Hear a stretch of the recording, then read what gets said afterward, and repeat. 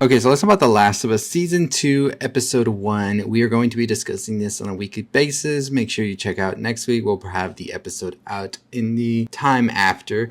We had a couple of hiccups right now. I gotta use a new mic and all of that, so definitely getting it back together. But Last of Us Season 2 is going to take place around the events of The Last of Us 2, which is a game that came out a couple of years ago, and I won't get into spoilers for it. I will just talk about the show and the episode, break it down, all of that. So let's get into it. Hit the subscribe button, hit the notification bell. We cover shows on a weekly basis, as well as movies and all the things you love. So let's get into The Last of Us Season 2, Episode 1. So let's talk about how this show basically starts off right at the beginning. So we pretty much open up with Joel and Ellie right where we left them at Season 1 in the finale, where Ellie is asking if the Fireflies at the hospital did everything they could and nothing happened. And he says, yeah, everything they were trying to do and all that was not feasible. It didn't happen and it's okay. You're okay. And of course we know that Joel is lying to Ellie. He actually murdered everybody there because he didn't want Ellie to be experimented on, because it would mean she would have to die because they had to take her brain out,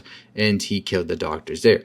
So then we see a group of teenagers who are standing by the Firefly graves, and they're talking about the assault that happened at the hospital. And we hear that one of them, who is played by Kaitlyn Dever, who is playing Abby, says that Joel has to pay, and she says when we kill him slowly, we do it slowly. And then we jump to 5 years into the future, where we see now that Ellie is training and she's trying to get a bit better at being in combat, all of that. The practice is being run by Jesse, who is being played by young Mazino, who I think is a phenomenal actor from Beef. He mentions that they are trying to take it easy on her because Joel will get angry if they don't, and she gets pissed about this. So we quickly find out that Joel and Ellie are not on the same page. Currently, we see that Joel is a lot grayer, older, and a lot more like a dad. He's working as a foreman of a work crew, and he's like doing all these things with breakers as well. The one thing that is very different from the game and the show right now is Dina, who is being played by Isabela Merced, where we see that Dina has more of a relationship with Joel than she ever did in the game, which I kind of like this whole idea of seeing Joel and Dina, because I think that was something that really adds more to the story with Ellie and Dina and Joel now, and I'm curious to see how it's fleshed out throughout the season. We do find out that Joel is currently in therapy, and he is trying to really come over his feelings, which I thought was cool to add as well to the show, to see Joel really trying to manifest himself and be a better person after everything that has happened. And so I'm curious to see how that's going to develop even more. Now, his therapist, Gail, who is played by Kaitlyn O'Hara so well, quickly find out that Joel is responsible for the death of her husband. No word yet about how it happened. It can't be too bad, right, if she's not that angry at him. So my theory is maybe he got infected and Joel had to take him out, but it seems there's still some bad blood, so we'll see what happens there. We quickly see Tommy again now practicing with Ellie, shooting over a snowy ridge.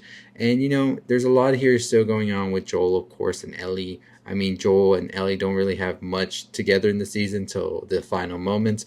But we do see that Joel and Maria are discussing city planning, and we see that Joel isn't really too happy about taking in more people. He says you got to look after your own first, or you're no good to anyone. Maria, of course, being Tommy's wife, and we also see that Maria and Tommy do have a young one named Benji. And Maria firmly says, you know what, Joel? You used to be a refugee too, which Joel gets him thinking about, But I thought it was interesting to see this dynamic as well between Joel and everybody else, and how that's quickly going to develop into something for the future. And of course, with the events that are coming up, it's going to be interesting to see how everybody copes with it. We quickly find out that Joel is having a bit of a crisis because he doesn't feel he is connected to Ellie as much. And we see that he says he even feels a lot closer to Dina, and Dina's not really his kid, to the therapist saying, well, you know what, Ellie's not really your kid either. But it's interesting to see Joel and how he feels, and he pretty much says he saved her. And I'm very curious to see what's it going to be that really has pushed Joel and Ellie so far apart. I don't want to get too much into spoilers for the game, of course. I'm curious to see if they're changing it up for the TV series or not. We see that Ellie and Dina go on a shared patrol and they quickly talk about what's going on. We learn that Dina and Jesse recently have broken up again, of course, and Ellie has a crush on someone she says she's not going to name. During this patrol, they see that the infected have taken down a bear inside of a grocery store, where we see that Dina and Ellie go inside.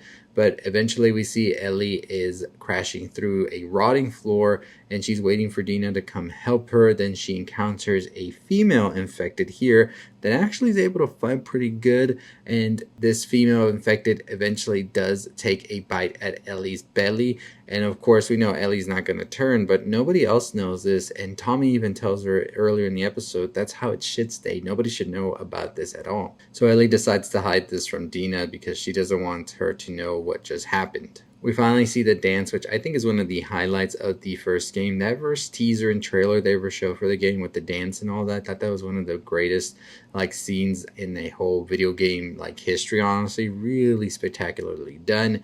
We quickly find out here, of course, that Dina is Ellie's crush, and then we eventually see that it doesn't go as planned when we hear a bigot that comes through saying some obscene things to Ellie, and then we see Joel gets pissed and pretty much shoves the guy down. And Ellie gets pissed about this because she's pretty much like, hey, I don't need your help. And that's pretty much where Joel says, right. And then he leaves. We then see Joel sitting on the porch with guitar in hand, and they say nothing to each other. Now, we do see that some of the pipes running under the ground are now having cordyceps coming out of it. Things are about to hit the fan and get pretty ugly in the town with all of this happening. But then we also have Abby and her friends who are approaching undercover towards the border of the town. So it looks like we are definitely going to be picking up a interesting path for the show compared to the video game, because it's a lot different than the video game, and I will make a video talking about that tomorrow, my thoughts on it, where we're potentially headed.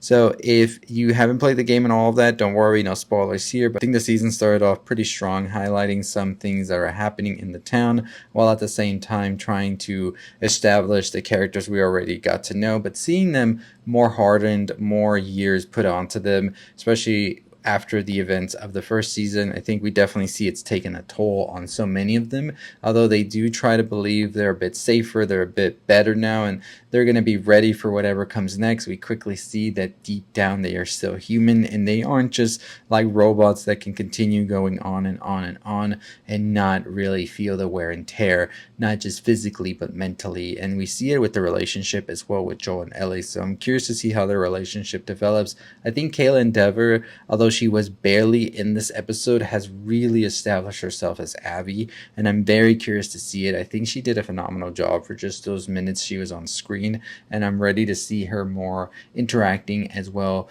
especially with Bella Ramsey later in the season. I think it's going to be such a great scene whenever we have the two of them together. I really do love what they're doing with the character of Dina as well. They're really fleshing her out compared to what they did in the game, and that's saying something, because I think Dina's in the game in The Last of Us 2 was such a phenomenal character, and here I can already tell this is going to be a phenomenal role from Isabela Merced. So very happy with what they're doing here.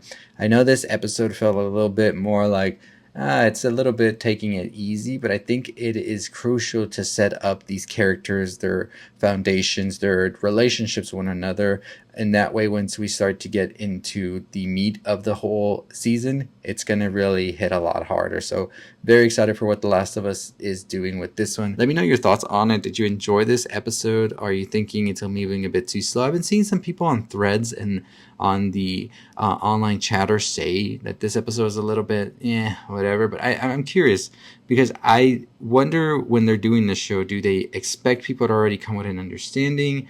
Are they expecting people to come in blank?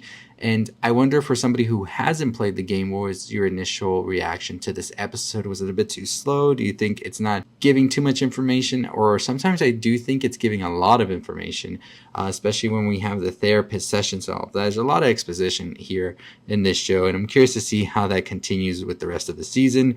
But I think the whole thing with Gail is a new character here as Joel's therapist. That definitely is set up in order to really drive the narrative more, and the whole thing with her husband as well I'm very curious why Joel did what he did with the husband. So we'll see what happens, but the next episode should be interesting with the cordyceps rising up and also Abby and her friends approaching. It's a bit different, I feel, and I'm curious to see how that's going to be handled as well. And, you know, just the big thing that's coming, of course, this season is another thing, which I'll talk tomorrow about it, spoilers and stuff for the game, with my thoughts and theories of where the season's headed and what we could potentially see in it. So stay tuned for that video tomorrow, but we'll be covering this episode weekly and talking about the show and the episodes as they drop. Let me know what you want to hear about it in the comments down below. But as always, that is going to do it for me. Follow us whenever you can. We'll have some thoughts and theories with more spoilers for what potentially could be coming, as well as what's happened in the game in the video tomorrow. So stay tuned for that video. But just wanted to quickly give you my thoughts. I thought it was a great establishing episode. We'll definitely see how it continues on. I wouldn't say it's phenomenal compared to the first episode of season 1, which I thought was incredibly done. Now, I am still hopeful we'll get some redeeming episodes this season, but we'll see what happens. As always, that's gonna do it for me on the road to 40,000 subscribers. Hit that notification bell, hit the subscribe button. I'll see you next time. Stay safe, stay positive.